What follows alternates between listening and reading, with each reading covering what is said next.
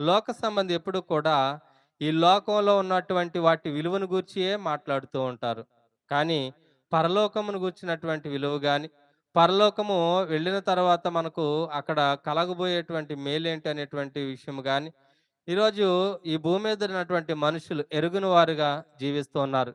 అయితే ఈ భూమి మీద ఉన్నటువంటి వాటి యొక్క విలువ తెలుసుకున్నారా అంటే తెలుసుకున్నారు.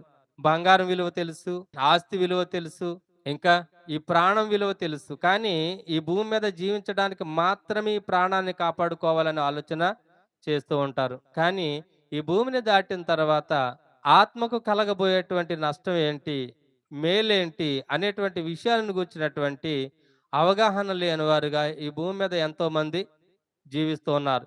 ఈరోజు క్రైస్తవ సమాజంలో ఉన్నటువంటి క్రైస్తవులుగా పిలువబడుచున్న వారు కూడా ఇలాంటి పరిస్థితులు కలిగి ఉన్నటువంటి విషయాన్ని బట్టి చాలా బాధాకరమైనటువంటి విషయముగా మనము ఆలోచన చేయాలి. ఎందుకు అంటే క్రైస్తవుడు ఎప్పుడు కూడా ఈ లోక సంబంధిగా జీవించకూడదు.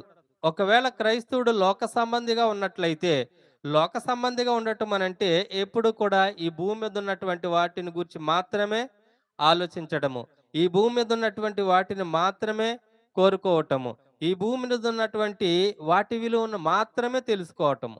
ఎందుకు అనంటే చూడండి, ప్రభువైన యేసుక్రీస్తు వారు ఈ భూమి మీద జీవించినటువంటి కాలంలో ఆయన ఆనాటి ప్రజలతో మాట్లాడుతూ, తన శిష్యులతో మాట్లాడుతూ, ఆయన ఏమేమి సంగతులను తెలియజేస్తారో మనమందరము కూడా చదువుతూనే ఉంటాం.